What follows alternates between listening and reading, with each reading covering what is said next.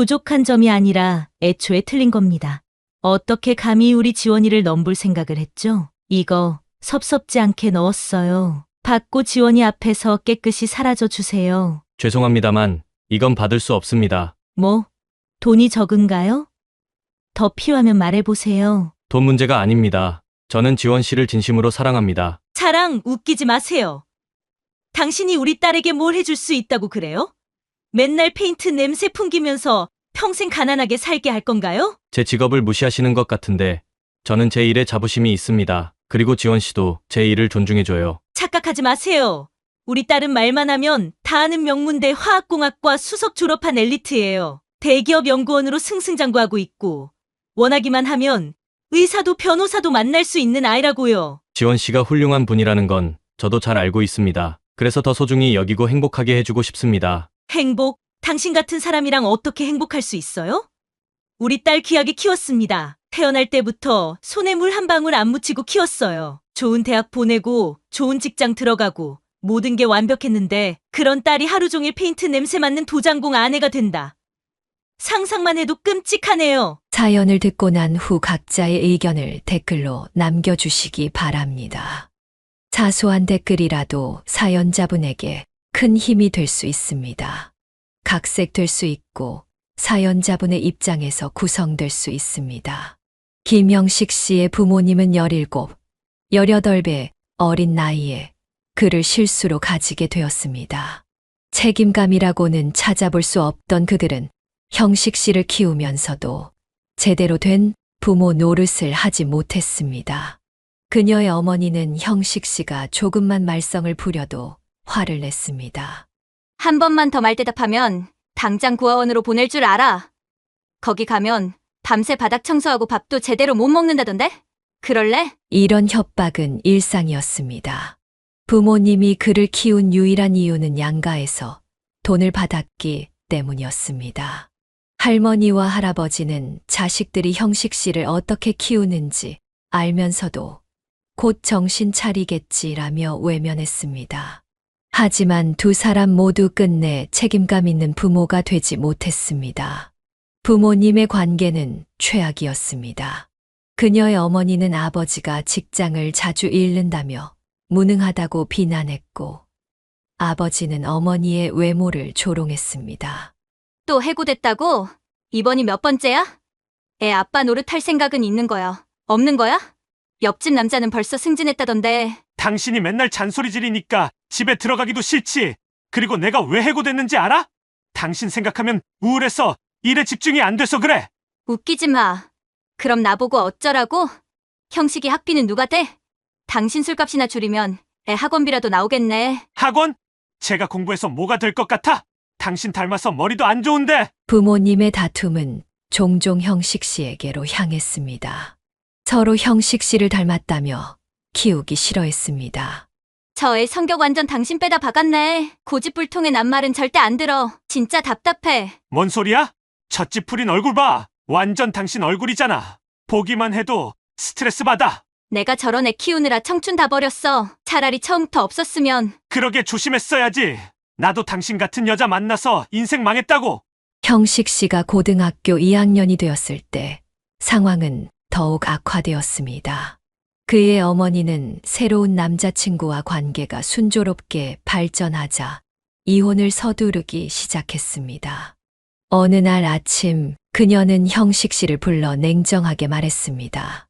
형식아, 너 몇 살이지 지금? 17이요. 고등학교 2학년이에요. 아, 그럼 이제 어른이네. 독립해도 되겠다. 사실 엄마 세 사람 만났어. 좋은 사람인데 너 때문에 망설이고 있거든. 그게 갑자기 무슨... 이제 엄마도 행복할 때가 됐잖아. 너도 알잖아. 아빠랑 어떻게 살았는지. 더는 못 견디겠어. 너 기숙사 같은 거 없어. 아니면 그냥 혼자 살아도 되잖아. 이제 다 컸는데. 이렇게 형식 씨는 17의 어린 나이에 홀로 세상에 내던져지게 되었습니다. 부모님은 각자의 삶을 찾아 떠났고 약속했던 생활비는 한 번도 보내지지 않았습니다. 형식 씨의 어깨에는 갑자기 생계를 책임져야 하는 무거운 짐이 지워졌습니다. 학비와 급식비, 집세가 밀리기 시작했고 결국 그녀는 어린 나이에 학교를 자퇴할 수밖에 없었습니다. 형식 씨의 가슴 속에는 부모에 대한 그리움보다는 버림받은 상처와 분노만 가득했습니다. 김영식 씨는 부모의 이혼 후 완전히 혼자가 되었습니다. 그의 부모는 각각 매달 생활비를 보내주겠다고 약속했지만 그것은 공허한 말에 불과했습니다. 첫 달만 겨우 반액이 입금되었고 그 이후로는 연락조차 두절되었습니다. 형식 씨의 삶은 급격히 어려워졌습니다. 학생, 이번 달 급식비가 아직 입금이 안 됐는데 언제쯤 납부할 수 있을까요? 죄송합니다. 다음 주까지만 기다려 주시면. 이미 2달이나 밀렸잖니 더 이상은 학교에서도 어렵다. 집세도 이미 석 달이 밀려 있었습니다. 집주인은 매일같이 문을 두드렸고 그는 점점 더 불안한 밤을 보내게 되었습니다. 형식이 내가 얼마나 참았는지 알지?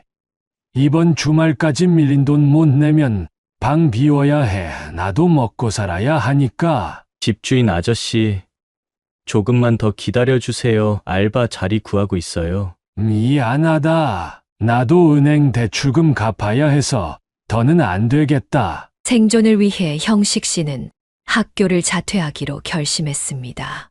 17살의 어린 나이에 학업보다 생계가 더 급했습니다. 학교를 떠나는 날, 담임 선생님은 안타까운 표정으로 그를 불렀습니다. 형식아, 정말 이렇게 학교 그만두는 게 최선일까? 장학금이나 다른 방법을 더 알아볼 수도. 선생님, 고맙습니다. 하지만 당장 숙식할 곳이 없어요. 나중에 검정고시 볼게요. 너같이 똑똑한 학생이 안타깝다. 나중에라도 도움이 필요하면 연락해. 학교를 그만둔 형식 씨는 일자리를 찾아 거리를 헤맸습니다. 하지만 현실은 냉혹했습니다. 나이도 어리고 학력도 부족한 그녀를 받아주는 곳은 어디에도 없었습니다. 학생, 우리는 고졸 이상만 뽑아요. 미안하지만 돌아가. 중학교도 졸업 안 했다고? 아이고, 요즘 세상에 부모님은 어디 계시니? 여기 미성년자 고용하면 법적으로 문제가 생겨 내 사정은 딱하지만 어쩔 수 없어. 절망 속에서 형식 씨는 비슷한 처지의 친구들과 어울리게 되었습니다. 학교를 중퇴하고 방황하는 아이들이었습니다. 그들과 함께 그는 점차 나쁜 길로 빠져들었습니다. 처음에는 작은 물건을 훔치는 것으로 시작했지만 점점 더 위험한 일에 가담하게 되었습니다. 야, 형씨가 저 가게 주인 잠깐 화장실 간 것 같아. 카운터에 돈 있을 거야. 야, 그건 너무 위험하지 않아? 걸리면 어떡해? 겁내지 마. 우리가 얼마나 잘해왔는데 30초면 돼, 빨리. 결국 그는 경찰서에 가게 되었습니다. 편의점 절도 현장에서 붙잡힌 것입니다. 경찰서에는 함께 체포된 민호의 부모님이 달려왔습니다. 민호의 아버지는 화가 나서 고함을 치며 들어왔고 어머니는 눈물을 흘리며 아들을 끌어안았습니다. 이 못된 녀석! 내가 지금 뭐 하는 짓이야? 학교는? 공부는? 이렇게 키웠나? 아들, 괜찮아? 다친 데는 없어? 엄마가 얼마나 걱정했는지 몰라. 형식 씨는 그 광경을 보며 가슴이 아팠습니다. 화가 나도 걱정하고 사랑하는 부모가 있다는 것이 얼마나 큰 축복인지 그때 깨달았습니다. 반면 그에게는 전화할 사람조차 없었습니다. 경찰관이 부모님 연락처를 물었을 때 그녀는 고개를 저을 수밖에 없었습니다. 네, 부모님은 어디 계시니? 연락해야 하는데. 연락할 수 없어요. 혼자예요. 그날 밤 형식 씨는 인생의 전환점을 맞이했습니다. 비빌 언덕이 있어야 반항도 할 수 있다는 사실을 그는 가슴 아프게 깨달았습니다. 그리고 다짐했습니다. 더는 나쁜 길로 가지 않겠다고, 어떻게든 정직하게 살아보겠다고. 다음 날부터 그는 새로운 마음으로 일자리를 찾아 나섰습니다. 김영식 씨가 일자리를 구하기 위해 거리를 헤매던 어느 비 오는 날이었습니다.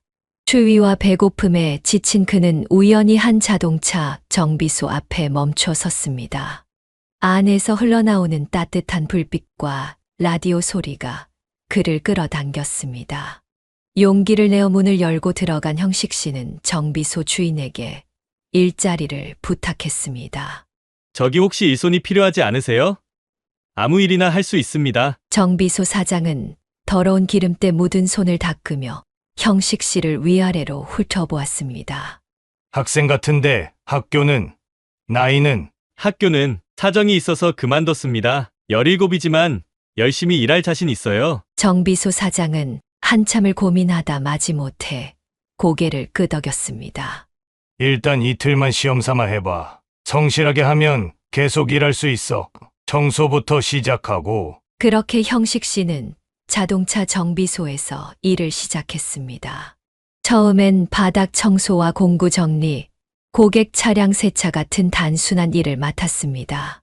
매일 8시간씩 기름때와 씨름하는 일은 고되었지만 집의 난방이 끊긴 상황에서 정비소의 따뜻한 난로 옆에서 일할 수 있다는 것 자체가 형식 씨에겐 큰 위안이었습니다. 이 볼트 좀 치워. 그리고 저 차 세차해야 해. 고객이 곧 찾으러 올 거야. 네, 사장님, 지금 바로 하겠습니다. 형씨가 빨리 좀 해. 하루 종일 뭐 하는 거야? 죄송합니다. 더 서두를게요. 힘든 상황 속에서도 형식 씨는 묵묵히 일했습니다. 다른 알바를 병행하면서 근근히 생계를 유지했습니다. 아침에는 신문 배달, 낮에는 정비소, 저녁에는 주유소에서 일했습니다. 잠잘 시간도 부족했지만 그는 꿋꿋이 버텼습니다.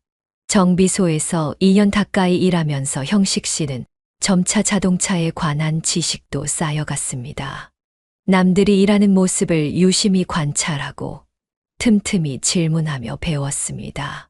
가끔은 점심시간에 자동차 정비 책을 읽기도 했습니다. 어느 날 정비소에서 가장 오래 일한 최 기사가 형식 씨에게 다가왔습니다. 그의 나이는 50 중반, 오랜 세월 자동차와 함께한 베테랑이었습니다. 자네 요즘 책 많이 보던데 공부에 관심 있나 보지? 네, 최 기사님, 차에 대해 더 많이 알고 싶어서요. 최 기사는 턱을 긁적이며 잠시 생각에 잠겼습니다. 형식이 우리 정비소에서 꽤 오래 일했지? 내가 보니 자네 손재주가 괜찮아. 혹시 도장 기술 배워볼 생각 없어? 형식 씨는 놀라 고개를 들었습니다. 도장 기술이요? 그래. 자동차 페인트 작업 말이야. 요즘 이 분야 기술자가 부족해. 돈도 꽤 괜찮게 벌 수 있어. 정말요? 제가 그런 걸 배울 수 있을까요? 최 기사는 웃으며 말했습니다. 쉬운 일은 아니야. 화학물질 냄새도 심하고 작업 환경도 좋지 않아. 하지만 내 경우엔 이 기술 하나로 내 식구 대학까지 다 보냈어. 자네같이 젊고 성실한 친구라면 잘할 거야. 형식 씨는 눈이 반짝였습니다.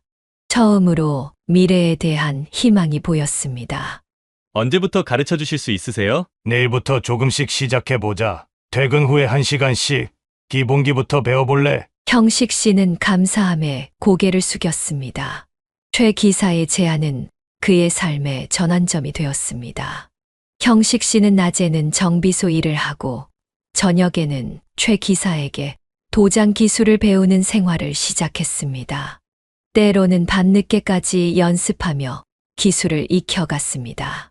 아직 손목 스냅이 부족해. 스프레이건 각도를 이렇게 해야 도료가 균일하게 분사돼. 이렇게요? 아, 정말 어렵네요. 처음부터 완벽할 순 없지. 계속 연습해. 도장은 예술이야. 그렇게 형식 씨의 삶은 조금씩 방향을 찾아가기 시작했습니다. 비록 여전히 가난했지만 그의 눈빛에는 목표가 생겼고 가슴 속에는 희망이 싹 텄습니다. 최 기사는 단순한 기술만 가르친 것이 아니라 삶의 지혜도 전해주었습니다. 형씨가 기술은 평생 밥그릇이야. 세상이 아무리 변해도 자기 실력 하나는 빼앗길 수 없어. 그러니 꾸준히 배우고 익혀. 언젠가 자네 인생을 바꿔줄 거야. 김영식 씨의 군 입대 날이 다가왔습니다. 정비소를 떠나기 전날 그는 최 기사에게 인사를 드렸습니다. 2년 동안 배운 도장 기술은 아직 초보 수준이었지만 기본기는 탄탄하게 다져놓은 상태였습니다. 최 기사님, 군대 다녀와서도 계속 배울 수 있을까요? 최 기사는 형식 씨의 어깨를 두드리며 웃었습니다. 당연하지. 내 제자는 끝까지 책임질 거니까 건강하게 군 생활하고 와. 그때까지 내가 더 많은 기술 준비해 둘게. 군 복무 기간 동안에도 형식 씨는 틈틈이 자동차 관련 서적을 읽었습니다. 부대 차량 정비를 자원에서 담당하기도 했고, 휴가 때면 꼭 정비소에 들러 최 기사의 도장 작업을 관찰했습니다. 제대 후 형식 씨는 바로 정비소로 돌아왔습니다. 최 기사는 약속대로 그를 본격적인 도장공으로 키우기 시작했습니다. 이제 단순 보조가 아닌 실제 작업을 맡게 되었습니다. 이제 내가 직접 해봐. 저 차 범퍼 도장부터 시작하자. 제가요? 아직 자신이 없는데. 언제까지 곁에서 보기만 할 거야?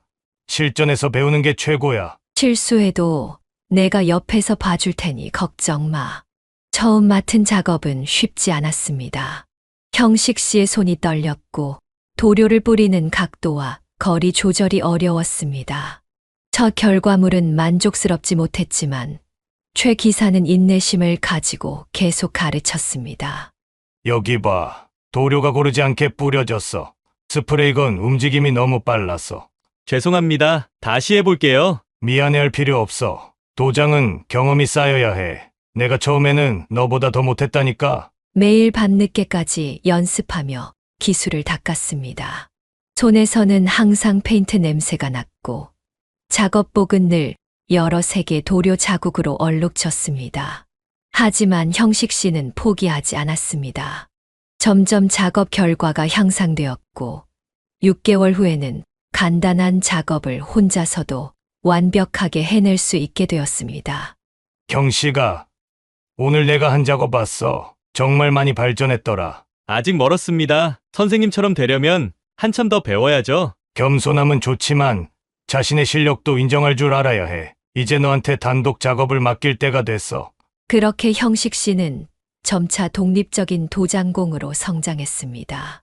그의 꼼꼼함과 세심한 작업 방식은 고객들에게 좋은 평가를 받았습니다. 특히 색상 매칭 능력이 뛰어난 낡은 차의 부분 도장도 원래 색과 완벽하게 일치시키는 기술을 갖추게 되었습니다. 형식 씨는 일하면서도 공부를 게을리하지 않았습니다. 최 기사의 조언대로 검정고시를 준비했고 어렵게 고등학교 졸업 자격을 취득했습니다. 형식이 좋은 소식 들었어. 검정고시 통과했다며? 축하해. 다 선생님 덕분입니다. 이제 대학도 생각하고 있어요. 좋아. 기술도 중요하지만 이론 공부도 필요해. 요즘 자동차 도장은 과학이야. 25살 형식 씨는 야간대학 자동차공학과에 입학했습니다. 낮에는 도장공으로 일하고 저녁에는 대학 강의를 들었습니다. 체력적으로 힘든 일정이었지만 배움에 대한 열정은 그를 지치지 않게 했습니다. 대학에서 배운 이론 지식은 실제 작업에 큰 도움이 되었고 작업장에서의 경험은 학업의 깊이를 더했습니다.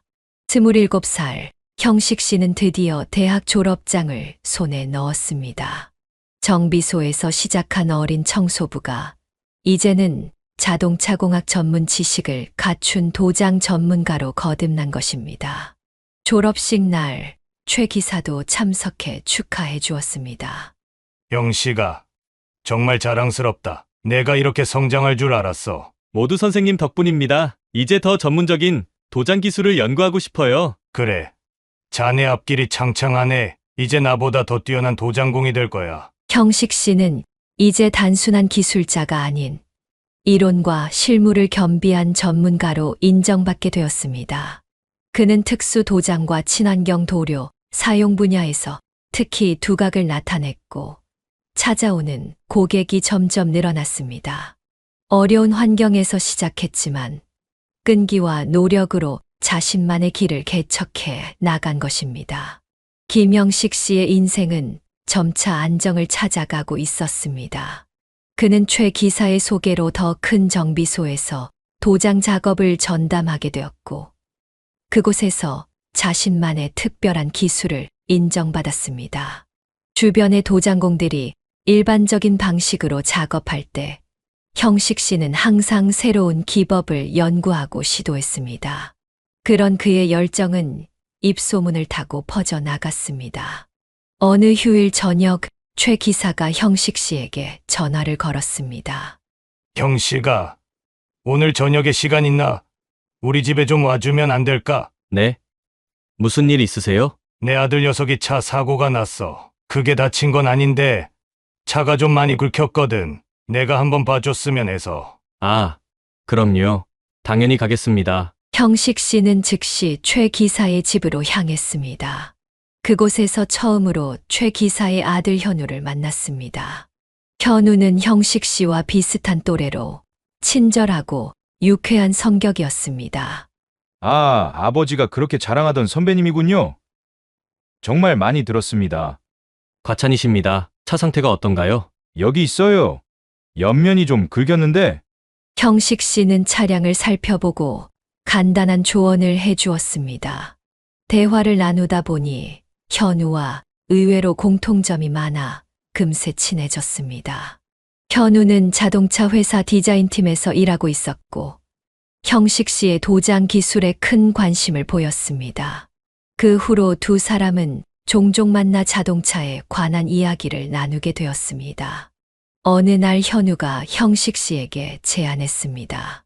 형식 형, 이번 주말에 우리 회사 동아리 모임이 있는데 같이 갈래요? 자동차 매니아들 모임인데 형 같은 전문가가 오면 다들 좋아할 거예요. 글쎄, 나 같은 사람이 가도 될까? 당연하죠. 형 실력이면 우리 동아리 사람들 입이 떡 벌어질거려. 망설이던 형식 씨는 결국 현우의 권유로 모임에 참석하게 되었습니다. 그곳에서 그는 이지원이라는 여성을 처음 만나게 되었습니다. 지원 씨는 현우의 회사 R&D 센터에서 신소재 연구원으로 일하고 있었습니다. 안녕하세요. 현우 선배가 많이 얘기했어요. 김영식 씨죠. 저는 이지원이라고 합니다. 아, 네, 반갑습니다. 첫 만남부터 형식 씨는 지원 씨에게 깊은 인상을 받았습니다. 지원 씨는 유명 대학 화학공학과를 졸업하고 자동차 도료와 관련된 신소재를 연구하는 전문가였습니다. 형식 씨보다 3살 어렸지만 지식과 통찰력은 감탄할 만했습니다. 김 선배님, 현장에서 실제로 친환경 수성 도료를 사용해 보셨나요? 저희가 개발 중인데 실제 적용 시 어떤 문제점이 있는지 궁금해요. 네, 몇 번 써봤습니다. 건조 시간이나 내구성 면에서 아직 개선이 필요하더라고요. 정확히 저희가 해결하려는 문제예요. 혹시 시간 되시면 더 자세히 이야기 나눌 수 있을까요? 그렇게 시작된 두 사람의 대화는 밤이 깊도록 이어졌습니다. 형식 씨는 현장에서의 경험을, 지원 씨는 이론적 지식을 공유하며 서로에게 배울 점을 찾았습니다. 이후 두 사람은 종종 만나 연구 자료를 교환하고 의견을 나누었습니다. 형식 선배, 이 도료 샘플 어떻게 생각하세요?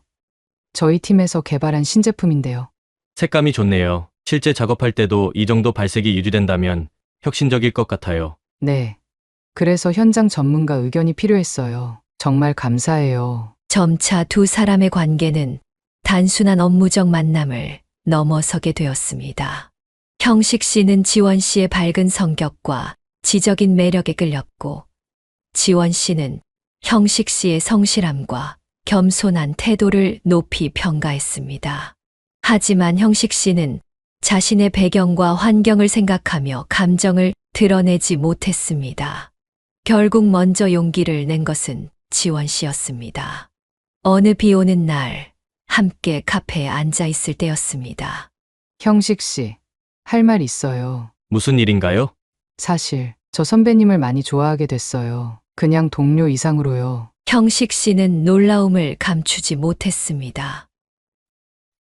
저는 지원 씨에게 어울리지 않을 거예요. 제 배경도 그렇고. 그런 건 중요하지 않아요. 제가 형식 씨 어떤 점을 좋아하는지 아세요?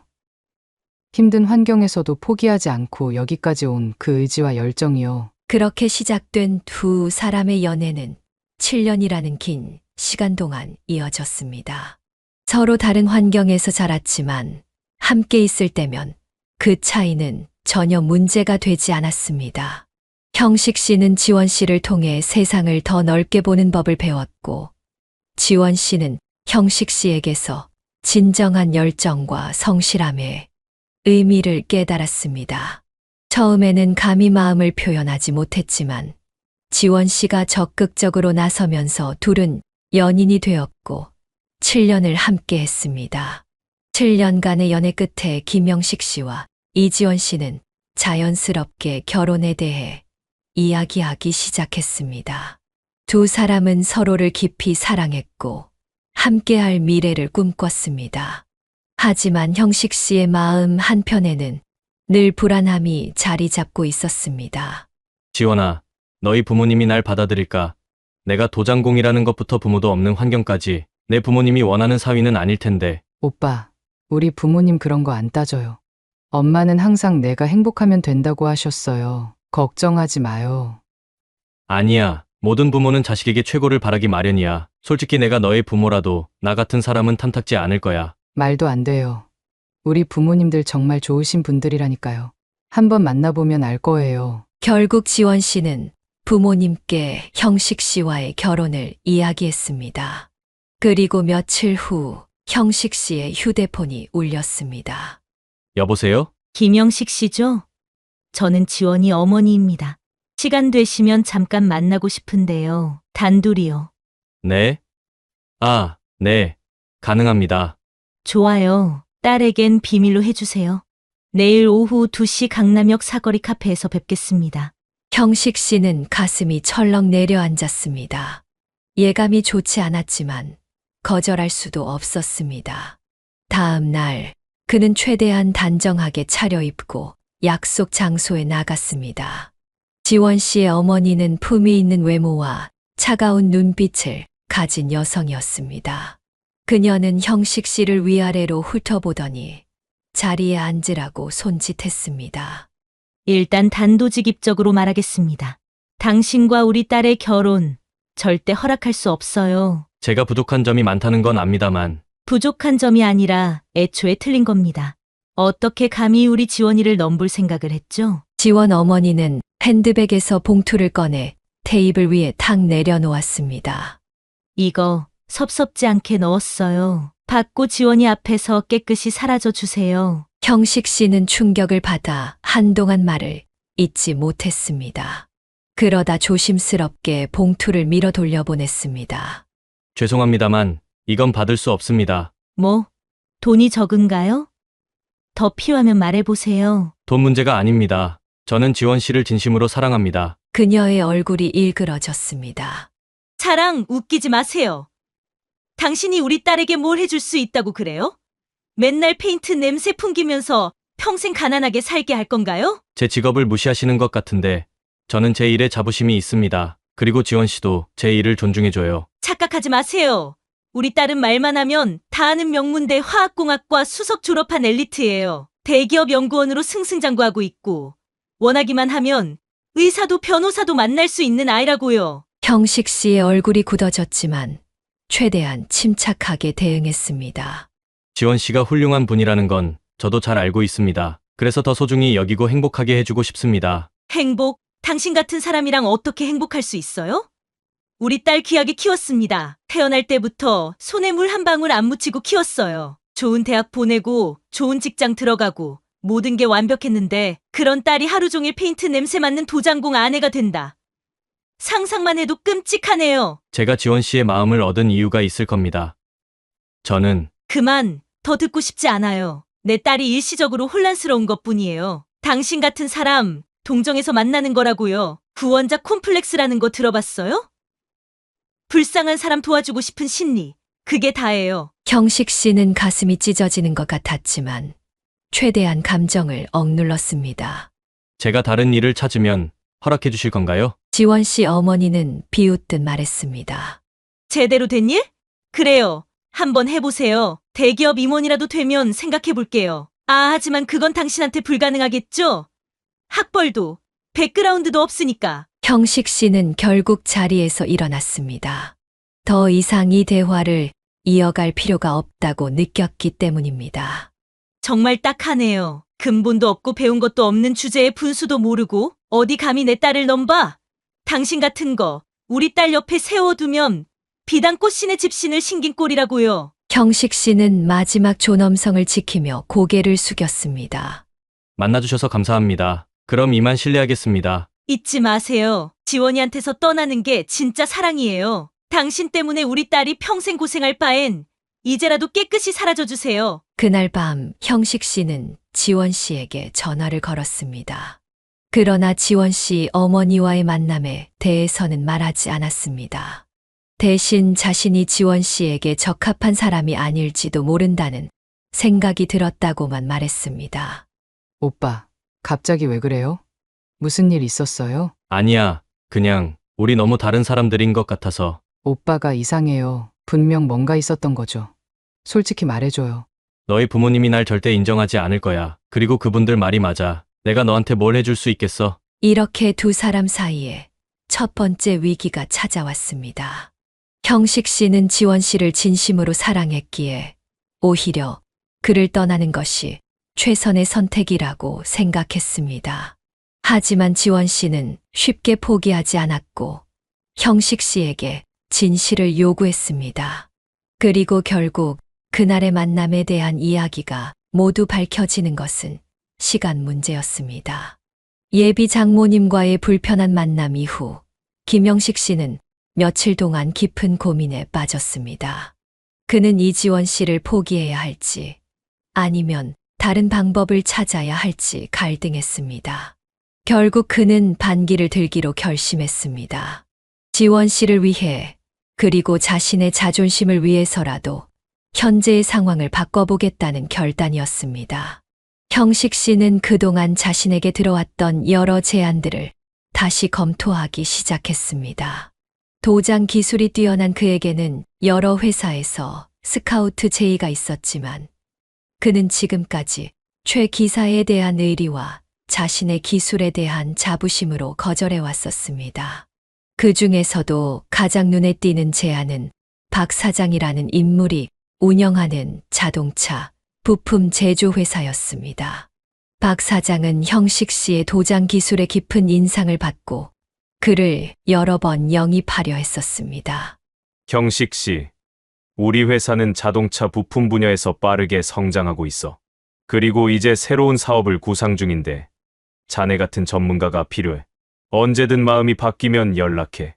형식 씨는 결국 박 사장에게 전화를 걸었습니다. 박 사장님, 김영식입니다. 제 제안에 대해 아직도 유효한가요? 어이구, 형식 씨, 드디어 마음이 바뀌셨나? 당연히 유효하지. 언제든 환영이야.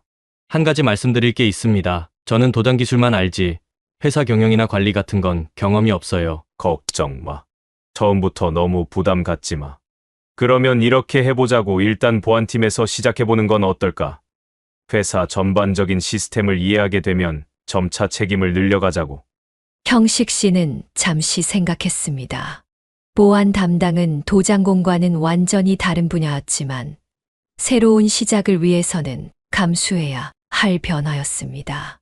알겠습니다. 그럼 언제부터 일을 시작하면 될까요? 빠를수록 좋지. 다음 주 월요일부터 어때? 형식 씨는 먼저 최 기사에게 이 사실을 알려야 했습니다. 그는 떨리는 마음으로 정비소를 찾아갔습니다. 최 기사는 작업복 차림으로 자동차 도장을 하고 있었습니다. 선생님, 잠시 시간 좀 내주실 수 있을까요? 형씨가 웬일이야?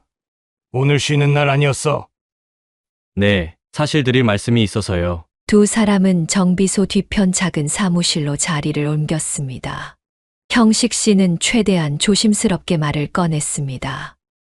선생님, 제가 다른 일을 해보려고 합니다. 다른 일? 네, 박태준 사장님 아시죠? 그분 회사에서 일해보려고요. 최 기사의 표정이 순간 굳었다가 이내 부드러워졌습니다. 그래, 언젠간 이런 날이 올 줄 알았어. 넌 이곳보다 더 큰 곳에 어울리는 녀석이니까. 선생님이 저한테 도장 기술을 가르쳐 주신 은혜를 어떻게 갚아야 할지. 무슨 소리야? 은혜는 무슨? 내가 열심히 배운 거지. 그리고 박 사장이라면 믿을 만한 사람이야. 좋은 기회가 될 거야. 정말 죄송합니다. 갑작스럽게 이런 결정을 해서 최 기사는 형식 씨의 어깨를 두드렸습니다. 미안해할 거 없어. 자네가 무엇을 하든 잘할 사람이야. 내가 자네 기술 봤잖아. 꼼꼼하고 끈기 있는 성격이면 어디서든 인정받을 거야. 형식 씨는 깊은 감사함을 느꼈습니다. 그동안 정말 감사했습니다. 자주 찾아뵙겠습니다. 그래. 그래야지. 그리고 솔직히 말해봐. 이런 결정을 내린 데는 다른 이유도 있지. 혹시 그 여자분 때문인가? 형식 씨는 놀라움을 감추지 못했습니다. 어떻게 아셨어요? 내가 눈이 없는 줄 알아. 자네가 요즘 연애한다는 거 다 알고 있었어. 형식 씨는 쑥스러움에 고개를 숙였습니다. 사실 지원 씨 부모님이 제 직업을 문제 삼으셔서요. 최 기사는 한숨을 쉬더니 잠시 생각에 잠겼습니다. 그리고는 갑자기 일어나 캐비닛에서 무언가를 꺼냈습니다.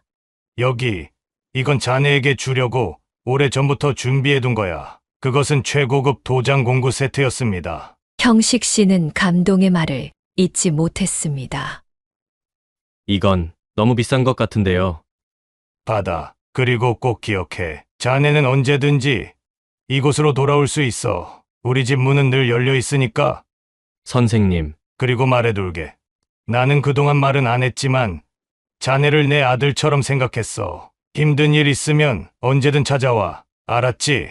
형식 씨의 눈에 눈물이 고였습니다. 그는 최 기사에게 깊은 감사를 표하고 새로운 시작을 위한 발걸음을 내딛었습니다. 다음 주 월요일, 그는 정장을 차려입고 박 사장의 회사에 첫 출근을 했습니다. 생소한 환경에 긴장되었지만 새로운 도전에 대한 기대감도 있었습니다. 자, 이제부터 자네는 우리 회사의 일원이야. 처음엔 힘들겠지만 천천히 배워가면 돼. 내가 도울 테니 너무 걱정하지 마. 형식 씨는 이렇게 인생의 새로운 장을 열게 되었습니다. 도장공에서 회사원으로의 변신은 쉽지 않았지만 지원 씨를 위해 그리고 자신의 미래를 위해 그는 최선을 다하기로 마음먹었습니다. 보안 담당으로 일한 지 한 달이 지난 어느 날, 김영식 씨는 마음을 단단히 먹고 이지원 씨와 함께 그의 부모님을 찾아가기로 했습니다. 새로운 직장에서의 신분증과 명함까지 챙긴 형식 씨는 지원 씨의 집 앞에 도착했을 때 심장이 마구 뛰었습니다. 오빠, 너무 긴장하지 마요. 우리 부모님 생각보다 괜찮으실 거예요. 응, 그래도 첫 인사라 떨리네. 현관문을 열고 들어서자 지원 씨의 부모님이 거실에 앉아 있었습니다. 장인어른은 무표정했고 예비 장모님은 노골적인 불쾌감을 드러냈습니다. 형식 씨가 인사를 하려는 순간 장모님이 먼저 말을 꺼냈습니다. 이렇게 다시 찾아올 배짱이 있었네. 직업 바꿨다고 들었는데. 뭐 경비원이라고? 그게 뭐가 달라? 형식 씨는 자신을 억누르며 예의를 갖추려 노력했습니다. 안녕하십니까. 박태준 사장님 회사에서 보안팀장으로 일하고 있습니다. 정식으로 인사드리게 되어 기쁩니다. 지원 씨가 당황한 표정으로 어머니를 쳐다보았습니다. 엄마? 무슨 소리예요? 오빠랑 만난 적 있으세요? 장모님은 잠시 말문이 막혔다가 냉소적으로 대답했습니다. 그래, 만났어. 내가 모르는 사이에. 그리고 지금 딱 봐도 달라진 게 없어 보이는군. 엄마가 오빠를 만났다고요? 언제요? 왜 내게 말하지 않았어요? 너한테 상처 주기 싫어서 그랬지. 이 사람 직업 좀 바꿨다고 뭐가 달라졌어. 똑같은 사람이잖아. 지원 씨는 분노로 얼굴이 붉어졌습니다. 엄마 정말 이럴 거예요? 오빠가 날 위해서 직업까지 바꿨는데 우리 집이 뭐 얼마나 대단하다고 이렇게까지 해요? 장인어른이 이때까지 침묵하다가 입을 열었습니다. 결혼이 너희 둘만 좋으면 해결될 문제니. 가문의 체면도 있고 내 장래도 생각해야지. 아빠까지 그러시면 정말 실망이에요. 난 오빠 아니면 평생 결혼 안 할 거예요. 형식 씨는 그 자리에서 일어서려 했지만 지원 씨가 그의 손을 꽉 잡았습니다. 방 안의 공기는 얼어붙은 듯 했습니다. 그때 장인어른이 갑자기 한숨을 내쉬었습니다. 여보, 우리 추하게 늙지 말자. 장모님이 놀란 표정으로 남편을 바라보았습니다. 지금 뭐라고요? 당신 미쳤어요? 당신, 지원이 아팠을 때 기억 안 나? 수술대에 올라가던 그날, 장인어른의 목소리가 잠시 떨렸습니다. 그때 우리 수술비도 없어서 병원 복도에서 발만 동동 구르던 그 순간을 기억해. 당신이 무릎 꿇고 기도하던 그 모습. 그게 지금이랑 무슨 상관이에요? 그때 우리가 뭐라고 빌었지? 지원이만 살아있다면 아무것도 필요 없다. 행복하게만 살아다오. 그렇게 빌었잖아. 방 안에 정적이 흘렀습니다. 장인어른은 형식 씨를 똑바로 쳐다보았습니다. 내가 알아본 바로는 자네는 성실한 사람 같아. 부모님이 없는 환경에서도 꿋꿋이 자신의 길을 걸어왔고 우리 딸을 진심으로 사랑하는 것 같고. 장모님이 버럭 소리쳤습니다. 여보, 제정신이에요? 이 사람이 우리 딸한테 어울린다고 생각해요? 인생이 뭐 어울리고 안 어울리고를 따지면서 살기에는 너무 짧아. 지원이가 행복하다면 그걸로 좋게. 지원 씨의 눈에 눈물이 맺혔습니다. 그는 아버지에게 달려가 안겼습니다. 아빠 고마워요. 장모님은 의자에 털썩 주저앉았습니다. 다들 미쳤나 봐. 나 혼자만 정상인가? 난 절대 인정 못해. 절대. 그날 이후 집안은 전쟁터가 되었습니다. 장인어른은 결혼을 허락했지만 장모님은 완강하게 반대했습니다. 지원 씨는 어머니를 설득하기 위해 극단적인 방법을 선택했습니다. 식사를 거부하는 단식, 시위를 시작한 것입니다. 엄마가 오빠를 인정할 때까지 한 입도 안 먹을 거예요. 너 그러다 죽어. 죽으면 죽었지. 오빠 없는 인생은 의미 없어요. 처음에는 장모님도 딸의 고집을 꺾으려 했지만 하루가 지나고 이틀이 지나도 지원 씨는 물 외에는 아무것도 입에 대지 않았습니다. 점점 지원 씨의 건강 상태가 나빠지기 시작했습니다. 사흘째 되는 날, 지원 씨는 현기증을 느끼며 화장실에서 쓰러졌습니다. 크게 놀란 부모님은 즉시 119를 불러 병원으로 이송했습니다.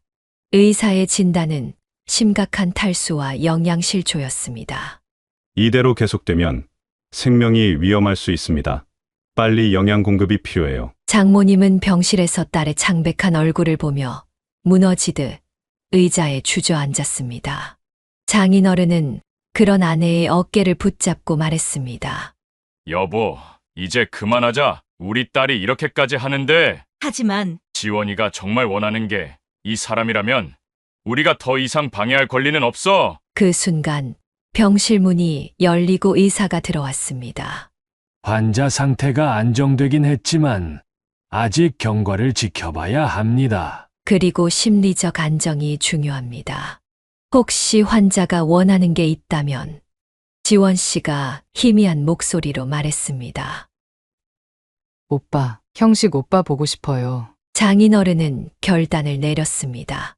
그는 지갑에서 명함 한 장을 꺼내더니 병실을 나섰습니다. 그 명함은 지원 씨가 전에 건네준 형식 씨의 새 회사 명함이었습니다. 김영식 씨가 평소처럼 회사에서 근무하던 오전, 예상치 못한 방문객이 들어왔습니다. 그는 로비에서 누군가를 안내하고 있을 때 뒤에서 익숙한 목소리가 들렸습니다. 여기서 일하는군요. 형식 씨가 돌아보니 예비장인이 서 있었습니다. 형식 씨는 놀라움을 감추지 못했습니다. 장인어른, 여기는 어떻게? 박 사장과 오래된 사이거든. 오늘 약속이 있어서 왔는데 자네가 여기서 일한다는 건 몰랐네. 형식 씨는 긴장된 표정으로 고개를 숙였습니다. 지원 씨 아버지는 무표정한 얼굴로 말을 이었습니다. 형식 씨가 지원 씨 아버지를 사무실로 안내했습니다. 사무실 문을 열자 박 사장은 반갑게 자리에서 일어났습니다. 오랜만이군요. 건강해 보이시네요. 박 사장도 여전하구만. 근데 자네 회사에 내가 알고 있는 사람이 있더군. 박 사장은 형식 씨를 바라보더니 웃음을 지었습니다. 아, 형식이 말이군요. 우리 회사의 보물이죠. 잘 알고 계십니까? 내 딸이 저 사람과 결혼하겠다고 난리야. 박 사장의 표정이 놀라움으로 바뀌었습니다. 그는 형식 씨와 지원 씨 아버지를 번갈아 쳐다보았습니다. 이런, 형식 씨가 결혼한다고. 그것도 이 회장님 따님과? 이거 축하할 일인데. 축하할 일인지는 모르겠네. 솔직히 탐탁지 않아서 말이야. 박 사장은 갑자기 진지한 표정으로 바뀌었습니다. 회장님, 형식 씨에 대해 얼마나 알고 계십니까? 이 친구는 내 은인이에요. 은인? 그래요. 내 목숨을 구해준 사람이죠. 박 사장은 몇 년 전 있었던 일을 이야기하기 시작했습니다. 그는 차 점검을 위해 형식 씨가 일하던 정비소를 방문했었습니다. 갑자기 극심한 가슴 통증을 느꼈지만 단순한 과로라고 생각했습니다. 그때 저는 그냥 쉬면 괜찮아질 거야 라고 고집을 부렸어요. 하지만 형식이가 심각한 상태임을 알아챘죠. 사장님, 얼굴색이 너무 안 좋으세요. 당장 병원에 가봐야 합니다. 괜찮아. 그냥 조금 피곤한 것뿐이야. 안 됩니다. 지금 바로 가요. 제가 운전해 드릴게요. 형식 씨는 박 사장을 강제로 차에 태워 가장 가까운 응급실로 데려갔습니다. 접수 도중 박 사장은 의식을 잃고 쓰러졌고 즉시 중환자실로 이송되었습니다. 폐색전증이었어요. 혈전이 폐동맥을 막은 거죠. 의사가 말하길 30분만 늦었어도 사망했을 거라고 하더군요. 형식 씨가 아니었다면 난 이 세상 사람이 아니었을 겁니다. 지원 씨 아버지는 충격을 받은 듯 자리에 앉았습니다. 그는 잠시 생각에 잠겼다가 형식 씨를 바라보았습니다. 그런 일이 있었군. 하필 내가 반대하는 사람이 자네 은인이라니. 이 친구는 정말 특별해요. 성실하고 책임감 있고 무엇보다 따뜻한 마음을 가졌죠. 내가 회사에 오라고 몇 번이나 제안했지만 거절했어요. 그런데 한 달 전에 갑자기 연락이 왔더군요. 형식 씨는 고개를 숙인 채 말이 없었습니다. 박 사장이 물었습니다. 혹시 우리 회사에 온 이유가 결혼 때문이었나? 형식 씨는 솔직하게 대답했습니다. 네, 지원 씨 어머님이 제 직업을 문제 삼으셔서. 박 사장은 한숨을 쉬더니 지원 씨 아버지를 바라보았습니다. 이 회장님, 이 친구가 직업을 바꾼 건 따님을 정말 사랑하기 때문이요. 내가 보증합니다. 이 친구는 자네 사위로 손색 없어요. 지원 씨 아버지는 갑자기 자리에서 일어나더니 형식 씨에게 중요한 소식을 전했습니다. 내 딸이 지금 병원에 있네. 자네가 떠난 후로 식사를 거부하다 결국 쓰러졌어. 함께 가보지 않겠나? 형식 씨의 얼굴이 창백해졌습니다. 그는 자리에서 벌떡 일어났습니다. 지원 씨가 병원에요?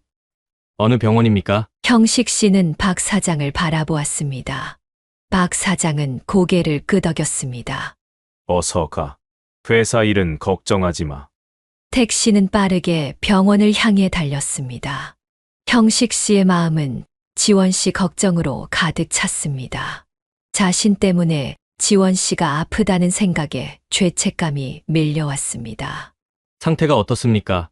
많이 위험한가요? 지금은 안정됐어. 하지만 식사를 완전히 거부해서 영양실조 상태야. 아마 자네만 보면 다시 회복될 거야. 형식 씨는 조용히 주먹을 꽉 쥐었습니다. 그는 결심했습니다. 이제 더 이상 물러서지 않겠다고. 무슨 일이 있어도 지원 씨와 함께하겠다고. 그것이 자신의 행복이자 지원 씨의 행복이라면 모든 장애물을 극복할 각오가 되어 있었습니다. 병원에 도착한 김영식 씨는 빠른 걸음으로 이지원 씨의 병실로 향했습니다. 문을 열고 들어서자 창백한 얼굴로 누워있는 지원 씨가 보였습니다. 그 옆에는 지원 씨의 어머니가 굳은 표정으로 앉아 있었습니다. 형식 씨가 들어오자 장모님은 즉시 자리에서 일어섰습니다. 당신이 뭐하러 여기 왔어? 우리 딸 상태가 이렇게 된 게 다 당신 때문이잖아. 장인어른이 아내의 팔을 부드럽게 잡았습니다. 여보, 진정해. 내가 데려온 거야. 당신이 도대체 무슨 생각으로? 그때 침대에서 작은 소리가 들렸습니다. 지원 씨가 눈을 뜨고 형식 씨를 보고 있었습니다. 오빠 왔구나. 형식 씨는 지원 씨 곁으로 달려가 그의 손을 잡았습니다.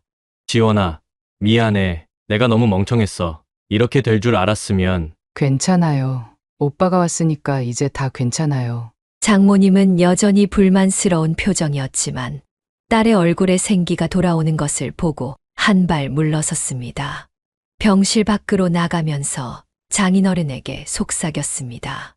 이건 아직 내가 승낙한 게 아니니까 착각하지 마세요. 장인어른은 아내의 말에 피식 웃었습니다. 그래, 알았어. 하지만 우리 딸이 좋아지는 게 먼저야. 병실에 두 사람만 남게 되자 지원 씨는 형식 씨에게 약하게 미소를 지었습니다. 오빠, 다시 생각해봤어? 우리 결혼하자. 당연하지. 이제 절대 물러서지 않을 거야. 내 부모님이 반대하시면 우리끼리라도 결혼할 거야. 지원 씨는 그의 말에 기운이 나는 듯 했습니다. 의사도 놀라울 정도로 지원 씨의 상태는 빠르게 호전되었습니다. 식사도 조금씩 하기 시작했고, 이틀 후에는 퇴원이 가능하다는 진단을 받았습니다. 퇴원하는 날, 장인어른이 형식 씨를 복도로 불러냈습니다. 김영식 씨, 딸의 행복이 진심으로 중요하다면 한 달 후에 결혼식을 올리도록 하세. 한 달 후요?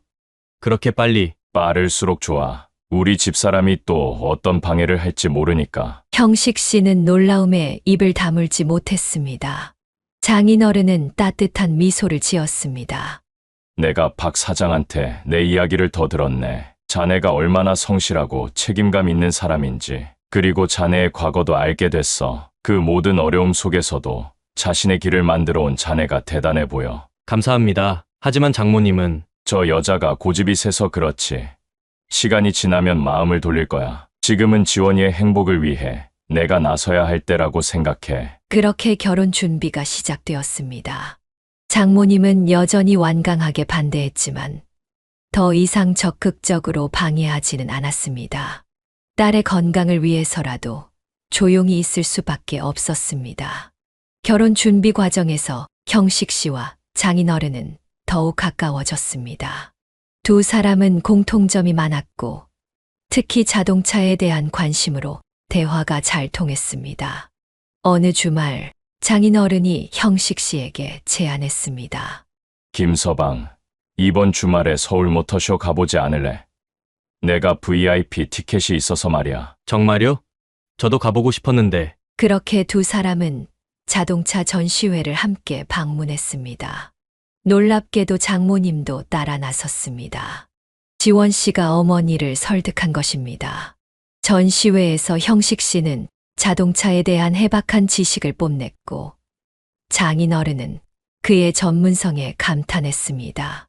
와, 형식이 자동차에 대해 정말 많이 알고 있구나. 이 엔진의 특성까지 다 설명하다니. 제가 대학에서 자동차공학을 전공했거든요. 그리고 현장에서 직접 경험한 것들이 많아서요. 장모님은 그런 대화를 듣고 있다가 작게 중얼거렸습니다. 그래도 도장국 말고 다른 제대로 된 직업은 없는 건가? 형식 씨는 그 말을 들었지만 웃으며 넘겼습니다. 장인어른이 아내에게 속삭였습니다.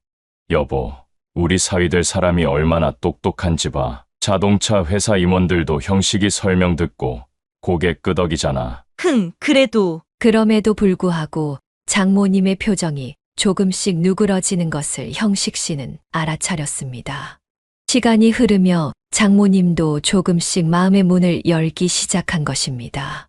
어느 날 저녁 지원 씨의 집에서 식사를 하던 중 장모님이 처음으로 형식 씨에게 직접 음식을 건넸습니다. 이거 한번 먹어봐. 지원이가 좋아하는 음식인데. 작은 변화였지만 형식 씨에게는 큰 의미가 있었습니다.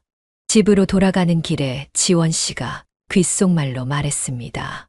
오빠, 엄마가 처음으로 당신한테 음식을 챙겨줬어. 이제 엄마도 조금씩 마음을 여는 것 같아. 그러게, 정말 기뻐. 조금만 더 시간이 지나면 완전히 인정해 주실 거야. 결혼식 날짜는 빠르게 다가왔고 두 사람의 관계는 더욱 깊어졌습니다.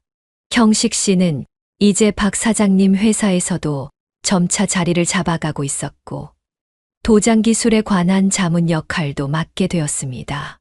장인어른은 그런 형식 씨의 성장을 지켜보며 뿌듯해했습니다. 김서방, 자네 정말 잘하고 있어. 내가 박 사장한테 들었는데 곧 승진할 가능성도 있다며. 네, 품질관리팀으로 옮길 기회가 생길 것 같습니다. 제 도장 경험이 많은 도움이 된다고 하더군요. 좋아. 앞으로 더 멋진 사위가 될 것 같은데. 형식 씨는 날이 갈수록 자신감을 되찾았고 지원 씨와의 미래에 대한 희망으로 가득 찼습니다. 그리고 장모님과의 관계도 조금씩 나아지고 있었습니다. 완전한 화해까지는 아직 길이 멀었지만 적어도 더 이상의 적대감은 사라진 것 같았습니다. 결혼식 당일 김영식 씨는 평생 잊지 못할 긴장감에 휩싸였습니다. 그는 꼼꼼하게 턱시도를 다듬고 거울 앞에 섰습니다. 오늘만큼은 완벽해야 했습니다. 특히 장모님의 눈에 들기 위해서라도 말이죠. 형씨가 준비 다 됐어. 슬슬 출발해야 할 시간이야. 최 기사가 방문을 두드렸습니다. 형식 씨는 자신의 결혼식에 최 기사를 아버지 대신 모시기로 했습니다. 네, 다 됐습니다. 근데 좀 떨리네요. 당연하지. 인생에서 가장 중요한 날인데 그래도 너무 긴장하지 마. 넌 충분히 훌륭해. 두 사람은 함께 결혼식장으로 향했습니다. 형식 씨는 내내 걱정이 가득했습니다. 장모님은 여전히 완전히 마음을 열지 않았고 무엇보다 그의 하객이 많지 않을 것이라는 걱정이 컸습니다. 가족이라 부를 수 있는 사람들이 몇 없었으니까요. 식장에 도착했을 때 형식 씨는 놀라움을 감추지 못했습니다. 예상과 달리 식장 입구부터 사람들로 북적였습니다. 그것도 대부분 그를 반기는 사람들이었습니다. 정비소에서 만났던 단골 고객들, 옛 직장 동료들, 심지어 형식 씨가 차를 수리해준 고급차 소유주들까지 모두 참석했습니다. 그 중에는 대기업 사장들도 여럿 보였습니다. 최 기사가 형식 씨의 어깨를 두드렸습니다. 봐, 내가 뭘 했어. 넌 많은 사람들에게 사랑받고 있잖아. 형식 씨는 감격스러워 말을 잇지 못했습니다. 그때 박 사장이 다가왔습니다. 형씨가 축하해. 이제 진짜 시작이다. 감사합니다, 사장님. 이렇게 많은 분들이 오실 줄 몰랐어요. 당연하지. 내가 얼마나 많은 사람들에게 도움을 줬는지 알아. 모두 너의 진심과 열정에 감동받은 사람들이야. 식장 안으로 들어가자 더 많은 사람들이 기다리고 있었습니다. 형식 씨 쪽 하객은 지원 씨 가족 쪽보다 훨씬 많았습니다. 그 중에는 전국 각지에서 온 자동차 동호회 회원들도 있었고, 형식 씨가 한때 일했던 모든 직장의 동료들도 있었습니다. 식이 시작되기 전 장인어른이 형식 씨에게 다가왔습니다. 형식이 혼주석에 누구 모실 거야? 형식 씨는 잠시 생각에 잠겼다가 대답했습니다. 최 기사님 부부를 모시고 싶습니다. 제게 아버지와 같은 분이시라. 좋아. 진심으로 축하한다. 예식이 시작되고 이지원 씨가 웨딩드레스를 입고 입장했을 때 형식 씨의 눈에는 눈물이 고였습니다. 그리고 그 순간 장모님의 표정도 조금은 누그러졌습니다. 딸이 행복해 보이는 모습에 그녀도 감동한 듯 했습니다. 식이 끝나고 하객들과 인사를 나누는 시간, 한 고급 차량 소유주가 형식 씨에게 다가왔습니다. 형식 씨, 내 차 도장 작업해준 거 아직도 기억해? 최고의 솜씨였어. 자네 덕분에 우리 회사에서도 자동차 관리에 더 신경 쓰게 됐다네. 감사합니다. 그때는 최선을 다했을 뿐인데요. 겸손하기까지 자네 같은 장인 정신을 가진 사람이 요즘 드물어. 앞으로도 성공하길 바라네. 가족 사진을 찍을 시간이 되자 사회자가 외쳤습니다. 신랑 측 가족들은 단상으로 올라와 주세요. 그 순간 예상치 못한 일이 벌어졌습니다. 최 기사와 그의 아내 정비수 사장님 부부, 박 사장, 그리고 형식 씨의 단골 고객들이 모두 단상으로 올라왔습니다. 그중 한 사업가가 큰 소리로 말했습니다. 우리 모두가 형식이 가족입니다. 함께 기름때와 페인트 냄새를 맡고 같이 고생했으면 그게 가족 아니겠습니까? 그 말에 모두가 웃음을 터뜨렸고 심지어 장모님도 웃음을 참지 못했습니다. 형식 씨는 눈물을 흘리며 모두에게 감사를 표했습니다. 여러분, 정말 감사합니다. 덕분에 이렇게 큰 가족을 얻었습니다. 한 노신사가 앞으로 나섰습니다.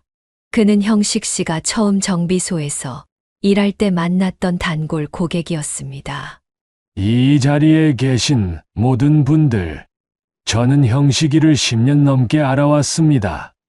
얼마나 성실하고 정직한 청년인지 여러분도 아실 겁니다. 오늘 이 자리에 이렇게 많은 사람들이 모인 것만 봐도 그의 인품을 알 수 있죠. 사진사가 재촉했습니다. 자, 모두 준비됐나요? 하나, 둘, 셋. 카메라 플래시가 터질 때 형식 씨는 자신을 둘러싼 사람들을 바라보았습니다. 이들이 진정한 그의 가족이었습니다. 혈연보다 더 강한 인연으로 맺어진 소중한 사람들. 그리고 그의 옆에 서 있는 지원 씨와 함께 그는 이제 새로운 가족을 시작하려 했습니다.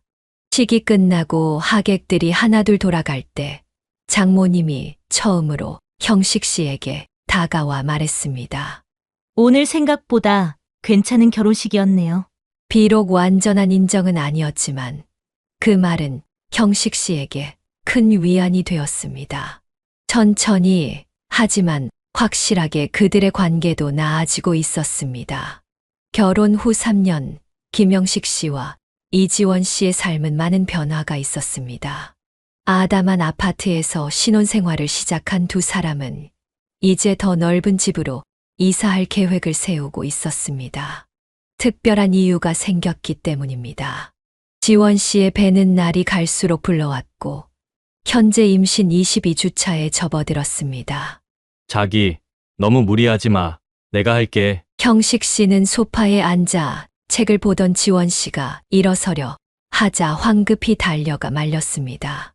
괜찮아, 임신했다고 아무것도 못하는 환자는 아니잖아. 그래도 조심해야지. 의사 선생님이 무리하지 말라고 했잖아. 지원 씨는 웃으며 형식 씨의 손을 잡았습니다. 이렇게 챙겨주니까 정말 좋다. 우리 아기가 태어나면 정말 좋은 아빠가 될 것 같아. 그 말에 형식 씨의 얼굴이 어두워졌습니다. 그는 종종 자신이 좋은 부모가 될 수 있을지 불안해했습니다. 부모의 사랑을 제대로 받아본 적이 없는 그에게 부모됨은 낯설고 두려운 영역이었습니다. 내가 제대로 할 수 있을까? 부모 노릇이라는 게 당연하지. 당신은 이미 충분히 따뜻한 사람이잖아. 그리고 우리 부모님 보면서 배우면 돼. 장인어른과 장모님은 이제 정기적으로 두 사람의 집을 방문했습니다. 특히 임신 소식을 들은 후로는 더 자주 찾아왔습니다. 놀랍게도 장모님의 태도는 완전히 바뀌었습니다.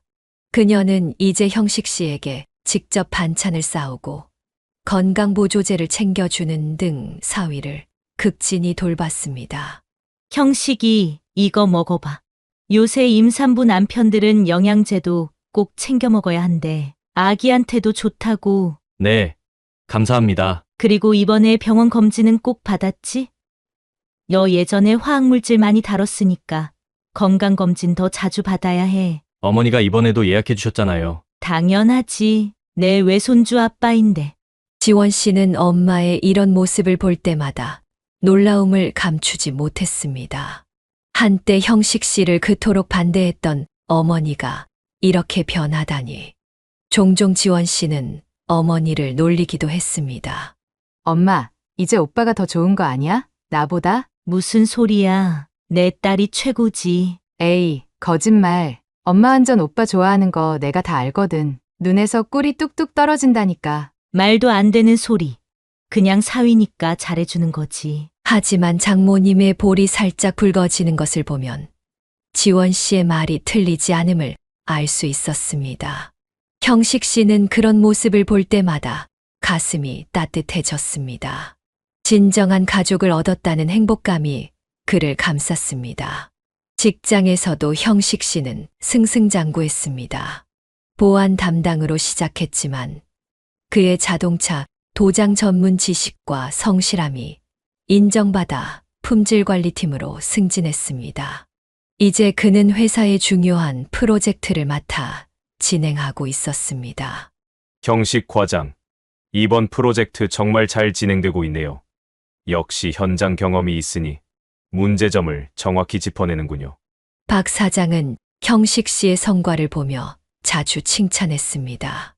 무엇보다 형식 씨가 진행하는 친환경 도료 개발 프로젝트는 회사의 미래를 좌우할 중요한 사업이었습니다.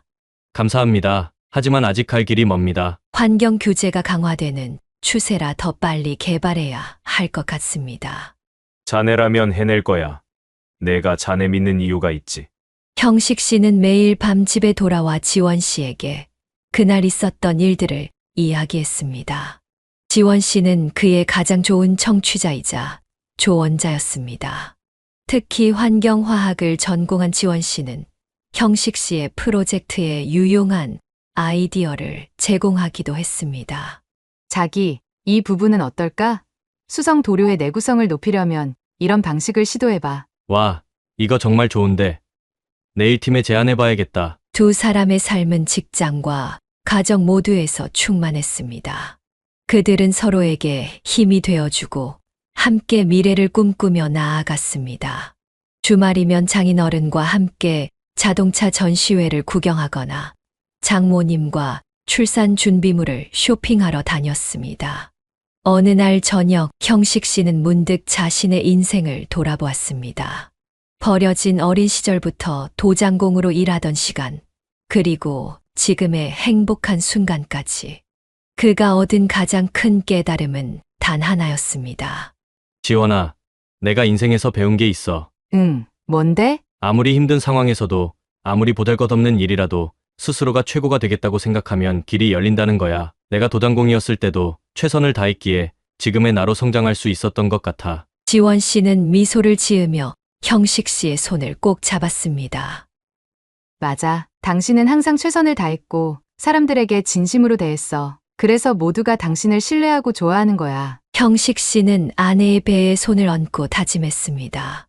그는 아직 태어나지 않은 아이에게 최고의 아버지가 될 것이며 자신이 받지 못했던 사랑을 아낌없이 줄 것입니다. 그리고 앞으로도 모든 순간에 최선을 다해 살아갈 것입니다. 우리 아이는 정말 행복할 거야. 이렇게 많은 사람들의 사랑을 받으며 자랄 테니까. 사연을 듣고 댓글을 남겨주시기 바랍니다. 사소한 의견일지라도 사연자분에게는 큰 힘이 됩니다. 노골적인 악성 댓글은 사연자분에게 상처가 될 수 있으니 삼가주시기 바랍니다.